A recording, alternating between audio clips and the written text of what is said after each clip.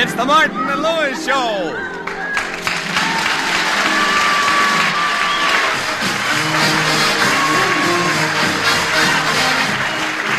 The National Broadcasting Company brings you transcribed from New York, the Martin and Lewis Show. Our guest star tonight, Peter Lorre, and featuring Flo McMichael, Roger Price, Ed Hurley, Dick Stabile and his orchestra, and starring Dean Martin. I wish I knew the name of the girl in my dream, so I could change her name to mine. And Jerry Lewis. I wish I knew the name of the girl in my dream. Jerry. All right, so I made a boo-boo.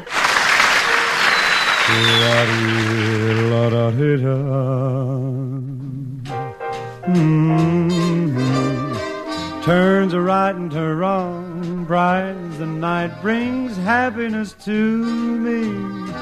Makes me luckier than throwing a 7, takes me nearer to heaven than anyone's allowed to do. When your heart is talking, I feel like I'm walking on a cloud. Someone like you someday I'll find. Someone I can boast to. Somebody to hug while a bug in the rug to snuggle up close to. And whenever I do you know the who I'll give the most to? You pray on my mind, stay till I find someone like you. Someday I'll find someone I can boast to. Somebody to hug while a bug in the rug to snuggle up close to. And whenever I do you know the who I'll give the most to? You pray on my mind, stay till I find someone like you.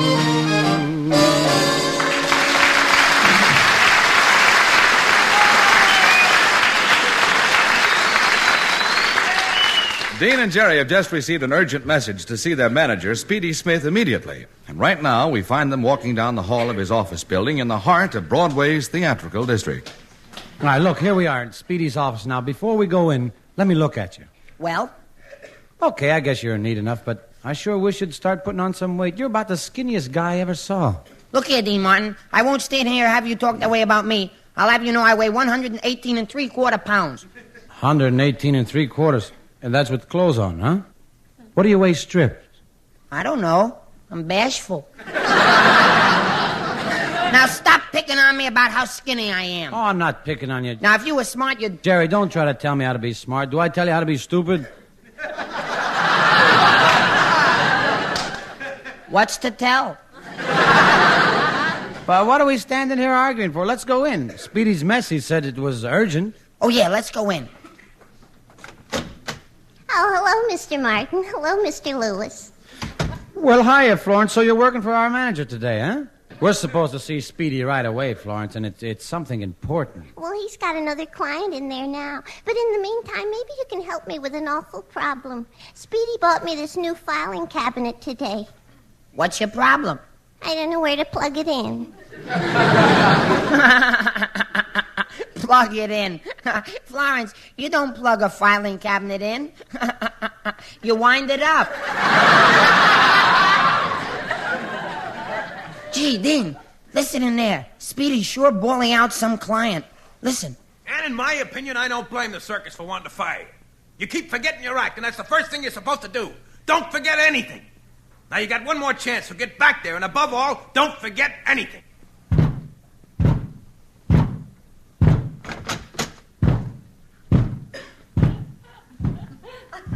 Gee, Dean, did you ever see such an unhappy-looking elephant?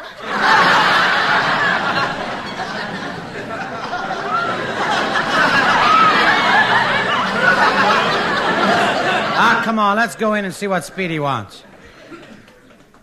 Hello, Speedy. What's so important that you have to see us in such a hurry? Yeah, we rushed right over. I'll tell you in a minute, boys. Relax. Let's get our feet up in the desk. Come on, sit down. Okay. Okay. Ouch! Jerry, you're supposed to sit down first, then put your feet on the desk. Well, boys, I've done it. A big manufacturer phoned me a while ago. He likes your program and might sponsor. Now, I believe in you, boys. I've studied you. You got talent. Well, I know you backwards. Well, come around front sometime. We got talent on that side, too. Come on now, let's get down to business, boys. Let's get down to business. Look, I want you to go out and call on this man and convince him you've got the program he needs. Get his name and address from Florence and go see him right away. Okay, let's go, Jerry. Hey, Florence, will you give us the name and address of that big manufacturer who's thinking about sponsoring us? Oh, sure. I just filed it alphabetically. Alphabetically. Sure, you know, by numbers. What's the name and address? That's what we want you to find for us. We want... You're kind of silly, Mr. Lewis. You better watch out, or they'll put you in the Bobby Hatch. Bobby Hatch? Florence, it's not Bobby Hatch. It's Bobby Hutch.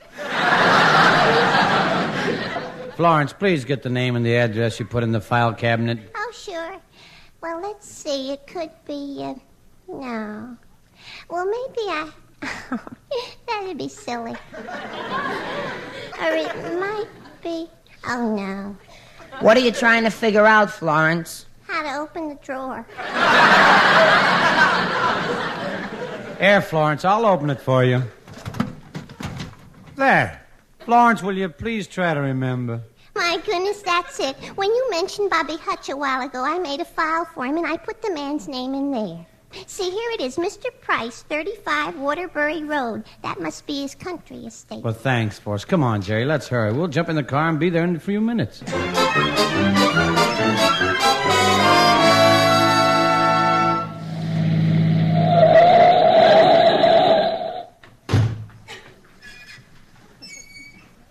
Now, Jerry, watch what you say. This Mr. Price can certainly afford to sponsor us. Hey, look over there under the trees. That must be him swinging on the hammock. Yeah, and he must be as eccentric as Speedy said. Look how he's hanging, on the bottom. Say, you must be Mr. Price because we've heard how intelligent and distinguished you are. We're Dean Martin and Jerry Lewis. Well, well. Where'd you boys come from? The stork brought us. Jerry, that's not what Mr. Price meant. Oh, yes, it was.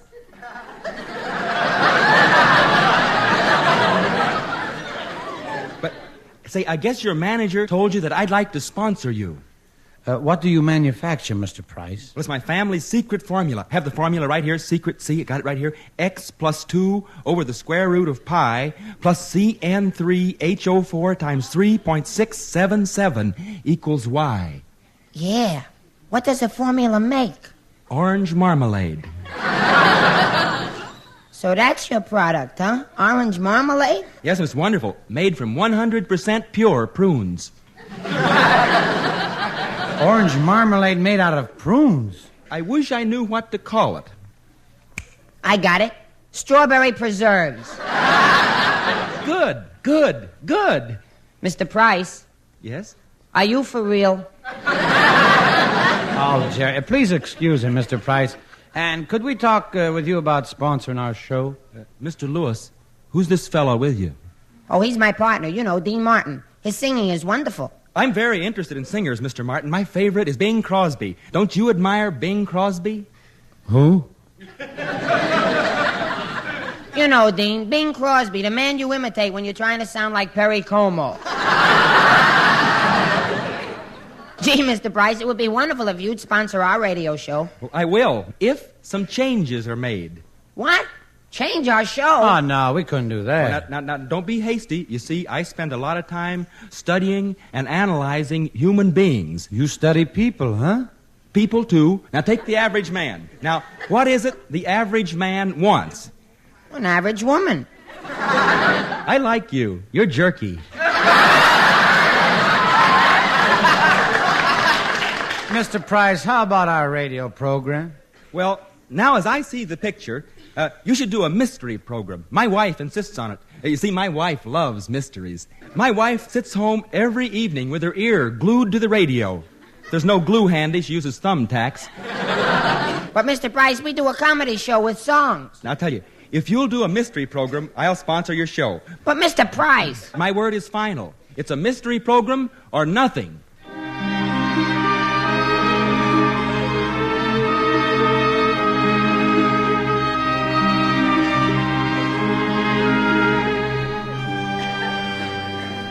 Well, Dean and Jerry were really discouraged about their chances of getting a sponsor until a few minutes ago, walking down Broadway. Dean, look at that sign on the Paramount Theater. Hey, it reads Peter Lorre opens here Wednesday. Say, if we only could... Don't say it. Cross your fingers. Let's try to find him.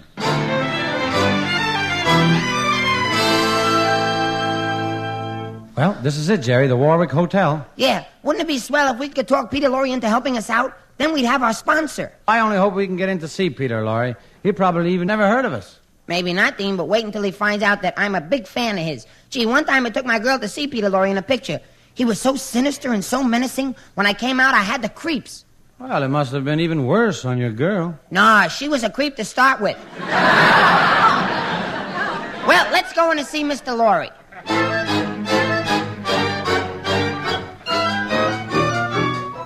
Well, here's Peter Lorre's apartment. Ring the bell, Jerry.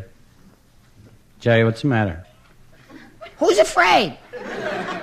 Oh, I'll do it. There. Dean, What? let's go home. Gee, Mr. Lorre'd never help a couple of nobodies like us. Oh, come on, brace up. Yes, what is it? I'm Dean Martin, and this is Jerry Lewis, and we just got to go in and see Mr. Lorre. I'm sorry, I'm Mr. Lorre's personal secretary, and nobody can see him. Let me handle this, Dean. I gotta be stern with her. Okay, good. Be stern. All right now, miss, you listen to me. Yes?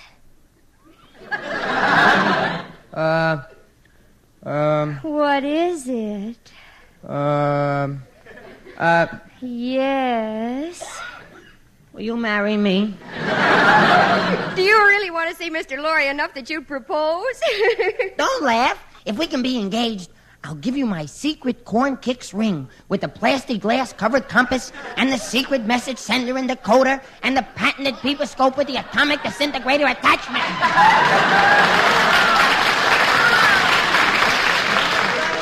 Would you really give it to me? Sure, come on. Help me lift it out of the box. All right, Jerry. That's enough. Look, miss, we got to talk to Mr. Lorre about helping us out on our radio show. Oh, Mr. Martin, I love your singing. I admire your act so much. I'm the star of the act, miss.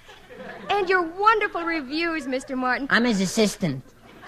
I'm Lewis. I'm on records, too. And the way the crowds come to see you at the Copacabana, Mr. Martin. I'm there, too, yep. Good old Jerry. I do a few tired funnies in between Dean's songs. And you're so appealing to women, Mr. Martin. Oh, I wish I was dead. Oh, I think you're kind of cute, too, Sonny.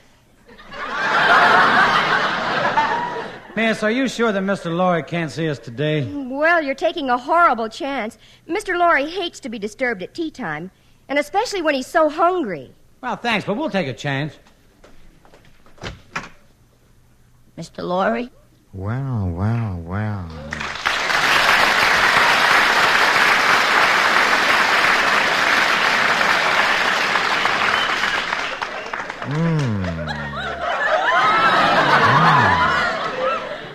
Two nice young ones. Come in.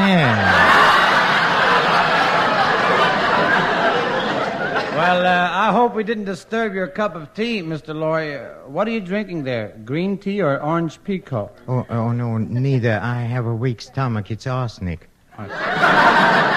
You drink arsenic? Yes, always when I can't get Drano, Drano. Oh, now it comes, 6 delicious flavors. Sure, strawberry, raspberry, orange, lemon, and bathtub. Now, what was it you want to see me about? Well, I'll come right to the point, Mr. Lawyer. I'm Dean Martin. This is my partner, Jerry Lewis. We'd like to have you come on our radio show and, do a mystery. Huh? You want me to come on your radio program and do a mystery? That's right. Isn't it mysterious enough already? Please, Mr. Lorre, we've got a great chance if you'll help us out. It means an awful lot to us. We can get a sponsor if you'll only say yes. Well, you see, I wouldn't mind helping you out, but What would I do on your show? Oh, you know, play sinister characters like you do in your pictures when you're acting. Acting? Oh, that's silly. What makes you think I'm acting? No, I'm like that all the time. You're like the Peter Lorre you play on the screen? It's not just acting? It started all when I was a little boy. My mother, she used to make me wear Lord Fauntleroy suits and long golden hair curls. Oh, I was so cute, you know. Yes, I can still hear the people when they say, when I walk down the street on a Sunday morning, look, there goes that little rat who burned down the city hall. Dean, I'm not happy. Let's go. No, you must stay. You must hear me out. You see, well, my work in pictures has only aggravated my tendencies. You see, everyone has criminal traits. Everyone? Oh, yes. Just think, as a boy, didn't you have some bad habits? Not me. None at all? Nope. Oh, but now that I think of it... Yes? I did have one. Yes, you see. What was it? Did you go around scaring your little baby brother? Oh, no, worse than that. Yeah? What did you do? I used to sneak pussy willows into my room and pull their tails off. Come on, please, let's be serious, boys. You came here seeking my help now, didn't you? Now, let's see, what can we get for you? Oh, yes, well, it should be something nice and gruesome, shouldn't it? I have it, my diary, huh? It tells of an incident which happened here in New York City several years ago, and you, Jerry, you remind me strangely of he who was my assistant. At long last, I've found the perfect criminal accomplice. For years, I've been looking for someone to hypnotize into committing my murders for me. Yes, he had to be somebody with no principles, no character, and a weak mind. I trained him for weeks. Finally, my stooge was ready for his new career. I put him under my spell. Come now, look into my eyes. There. You are now completely at the mercy of my will, aren't you? Yes, master. You are going out now to rob a bank. I will, master. And if necessary, you are going to kill. I'll do that, master. And even if you see some pretty girls, you won't mix with them. I won't mix, master.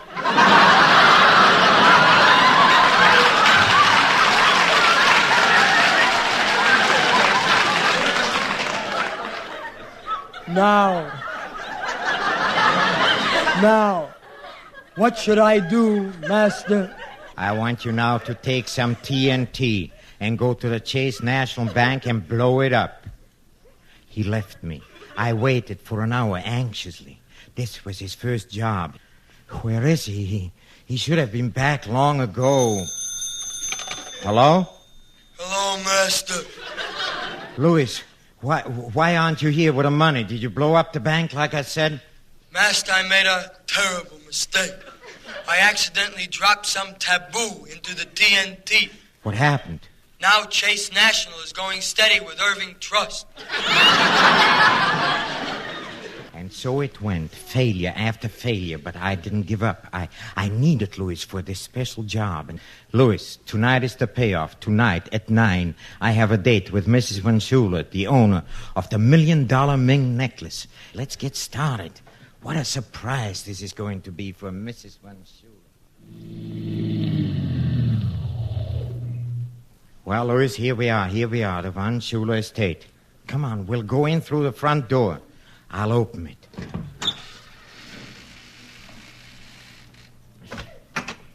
All right, you're covered. Get your hands up, both of you. Higher, higher, higher. Please, my feet are off the floor now.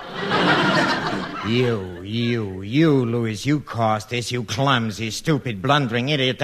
I taught you everything I knew because I liked you. I fed you because I liked you. I made you what you are today because I liked you. But now, I hate you. All right, if that's the way you feel, take back your fraternity pin.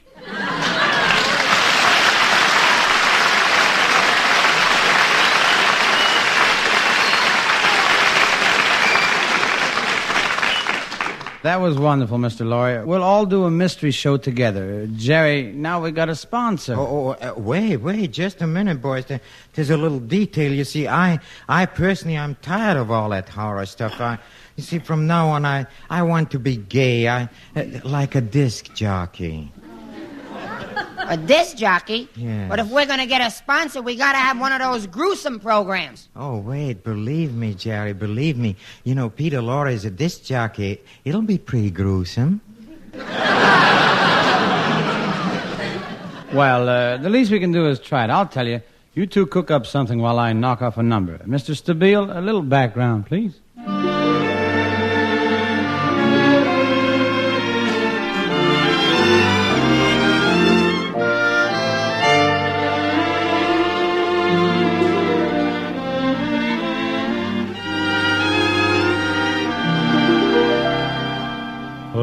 Again, this couldn't happen again. This is the once in a lifetime. This is the thrill divine. Oh, what's more, this never happened before.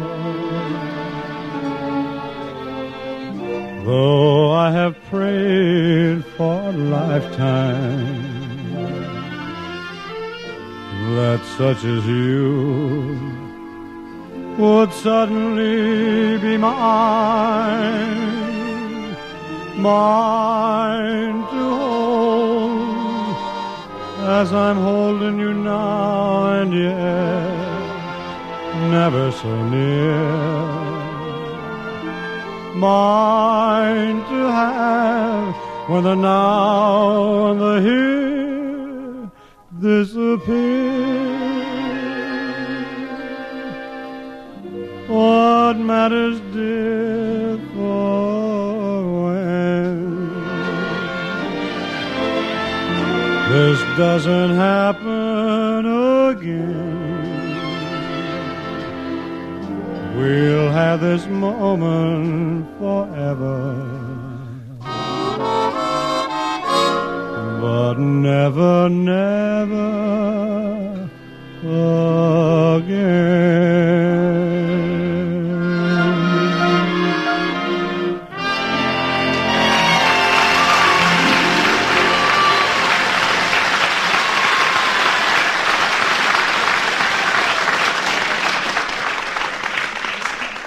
That was very nice, Dean. All right, come on. While you were singing, Mr. Lorre and I got a terrific idea for a disc jockey program. The Sunshine Boys. This is the way our theme will go. You gotta keep smiling, smiling, smiling, smiling, smiling, smiling, smiling, smiling. Smiling, smiling, smiling, smiling, smile. What did you drop out for? I forgot the words. Yes, folks, we're on the air. The Sunshine Boys, Dean, Jerry, and Pete. And now a short message from the makers of Sploop. Folks, have you tried Sploop? Sploop, the breakfast food that makes you wish it was lunchtime. And remember, folks, Sploop doesn't crackle, burst, pop, or explode. It makes no noise at all. But when you pour the cream over it, watch it. It bites. Yes, and Sploop contains the new miracle vitamin, Fleaboflavin. It won't cure anything, it won't fix anything, and it won't make you feel any better. In fact, it even saps your energy, gives you that run-down feeling. So next time, ask for Sploop, the breakfast food for people who don't want to be champion. And now for our daily problem corner with Dr. Peter Lorre. What is our problem today, Dean? Well, here's a letter picked at random. Dear Doctor, I am a woman weighing 195 pounds. Mm-hmm. I bought a new girdle last week, and I get into it all right, but I have a terrible time taking it off. What should I do? Oh, well, that's easy. Just tell her to snap out of it. A poem entitled, Mary, Mary, quite contrary, how does your garden grow? Vigoreux? Next poem.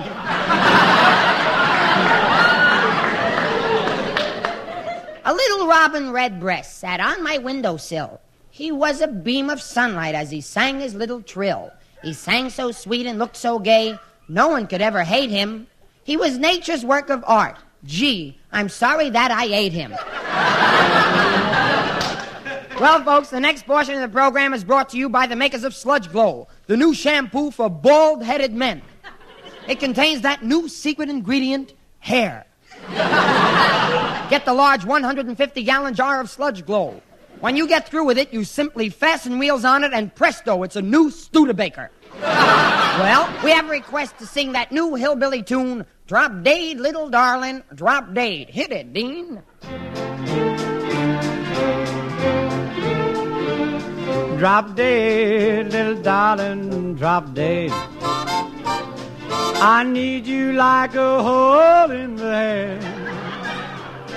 Get lost and get you gone. I'm no longer your Don Juan. Drop dead, little darling, drop dead. Drop dead, little darling, drop dead. I need you like a hole in the head. You're like an awful dream, and if you come back, I'll scream. I drop dead, little darling, drop dead. Drop dead, little darling, drop dead. I need you like a hole in a head. I'll take your pure white neck and I'll break it too, by heck. Drop dead, little darling, drop dead. Drop dead, little darling, drop dead. I need you like a hole in the head. Get lost and get you gone. I'm no longer your Don Juan. Drop dead, little darling, drop dead.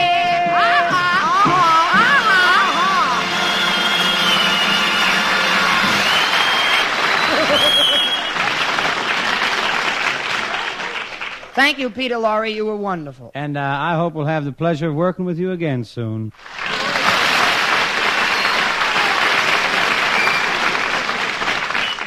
Oh, Jerry, stop crowding me. There's not room for both of us in this phone booth. I want to hear what Mr. Price says when you talk to him about how much money he's going to pay us for the show. Well, he hasn't even answered yet. Gosh, Dean, we're on our way. We got a sponsor just like Bob Hope and Bing and Fibber and all the big timers. Hello?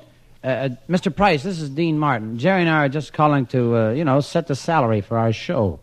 Show? Sure, the one we just did for you. Wasn't Peter Lorre great? Wasn't it full of mystery and horror and suspense? Show? Mr. Price, didn't you hear it? No, I didn't. The funniest thing happened. I couldn't listen. Had no radio. You had no radio? No. My wife went shopping, and the radio was still glued to her ear. I'm sorry. Bye. Bye. Well, Jerry, we got to keep punching. Even if we haven't got a sponsor, we still got the show. Yeah, Dean. See you next week. Bye. Bye.